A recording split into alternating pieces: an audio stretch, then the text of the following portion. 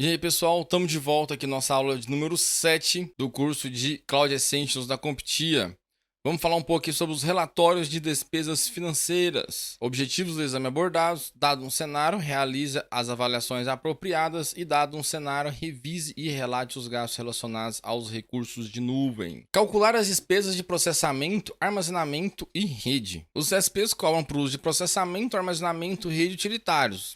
Bem tranquilo isso daí, né? A parte de processamento seria parametrizado aqui como a velocidade, né, gigahertz ali de processador, quantidade de memória RAM e licenciamento. O Linux, por exemplo, é de uso gratuito, mas o Windows Server requer pagamento de licença para o uso. E nem todos os Linux são gratuitos. A gente vai ver um exemplo de um aí, por exemplo, o Red Hat não é gratuito. Parte de armazenamento, a quantidade e velocidade. Aí entra aquele conceito de hot storage e cold storage, que o hot storage é para acesso mais rápido e cold storage para um acesso mais lento. Parte de rede, dispositivos de infraestrutura, roteadores, switches, etc. Software, manutenção, conectividade e por aí vai. E a parte aqui de relatórios, né? As páginas do painel do provedor permitem exibir informações de cobrança e permite a geração de relatórios que podem ajudar a explicar os custos.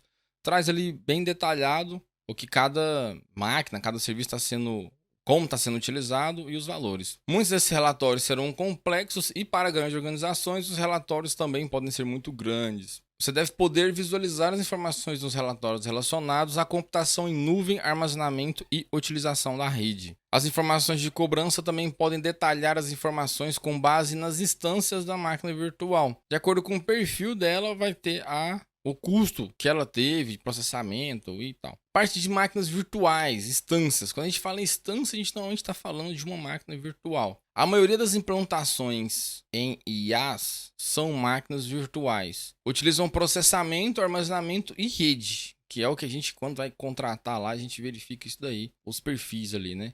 Uma instância de máquina virtual é um perfil de hardware, meio que uma pré-definição desses recursos. Como se fossem caixinhas ali. Uma caixinha vai ter 1 GB, um vCPU, 1 GB de RAM e 10 GB de armazenamento. Por aí vai. E é baseado em quantidade e frequência dos processadores, a quantidade de memória RAM e a quantidade de velocidade de armazenamento. Como eu dei o exemplo aqui das caixinhas. A cobrança será realizada por cada instância de máquina virtual e os custos podem variar dependendo do tipo de instância contratada. Óbvio que se você contratar uma máquina com mais processamento e mais memória RAM, ela vai ser mais cara. E aí, quando a gente fala de instâncias, a gente tem dois tipos assim mais predominantes: instâncias reservadas e instâncias spot. As instâncias reservadas são tipos de VM na qual a organização contrata por um prazo determinado, a fim de obter um desconto. A utilização é previsível e estável, útil tanto para a organização quanto para o provedor. Você fala assim: olha, eu vou querer 10 máquinas virtuais, cada uma com 4 vCPU, 8 GB de memória e 40 GB de armazenamento.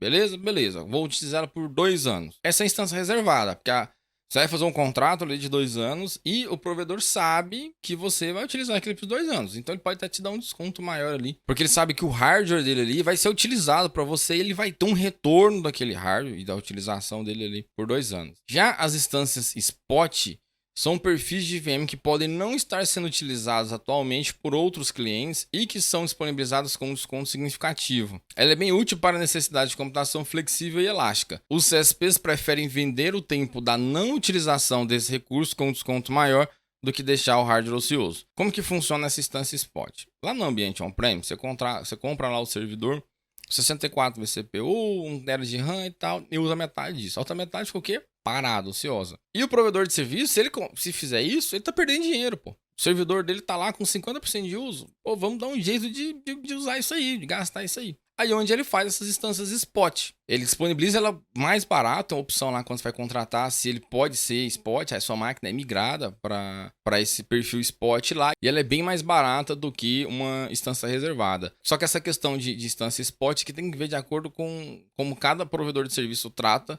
Algumas a máquina é migrada quando tem instância spot, outras quando não tem instância spot, sua máquina desligada.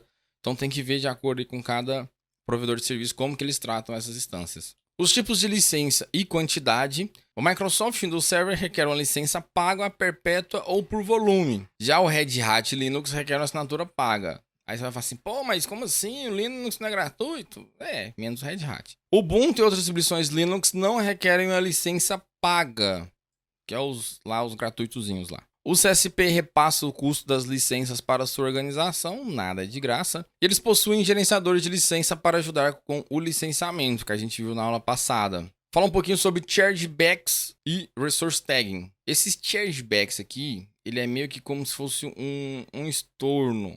No Brasil, a tradução é um pouco diferente. Esse resource tagging seria a medição de recursos. O que seria esse estorno, esse chargeback? Aqui no Brasil, algumas empresas, elas trabalham com um conceito de centro de custo.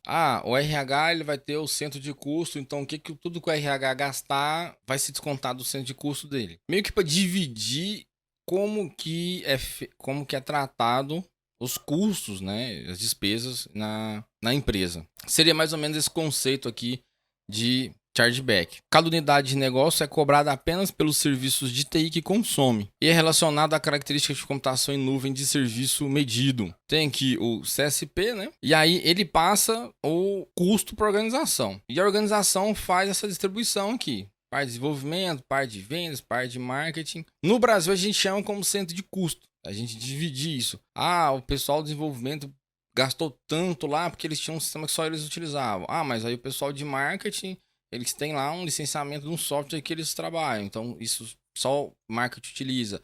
Mas eu tenho um ERP que toda empresa utiliza, então é dividido para todos. Seria esse conceito de centro de custo que a gente utiliza aqui no Brasil. Medição de recursos seria um rotulamento que ele vai associar o consumo de departamentos específicos, projetos, proprietários, etc. Ele vai relatar o consumo para gerar os estornos. Ou seja, você tem lá o pagamento, a cobrança via centro de custo, mas como que você vai cobrar isso? Como é que você vai saber que tal coisa é de tal departamento? Com essa medição de recursos. É mais fácil de entender quais recursos e por quem eles estão sendo consumidos. É mais fácil de entender quais recursos não estão sendo consumidos e que podem ser descontinuados. Tem serviço aqui tal que a contabilidade contratou, mas tem um ano que não usa. Vamos deixar de pagar. Vamos cancelar isso daí. Tá saindo do centro de custo deles, mas, né, pensando a empresa como um todo, tem que ser visto isso daí para tentar economizar recurso. Parte de manutenção. As empresas não podem ignorar os custos de manutenção de hardware. E os custos de manutenção são caracterizados como OPEX. A gente já sabe, são custos de operação. As tarefas mais comuns são atualização de firmware, atualização de software, correção de segurança, upgrade de hardware, resolução de problemas e substituição de hardware. Essas tarefas podem ser transferidas para um provedor de nuvem, caso seja feita uma migração. Mas por que a gente tem que verificar esses custos de manutenção? Para o melhor estudo de viabilidade de migração para a nuvem.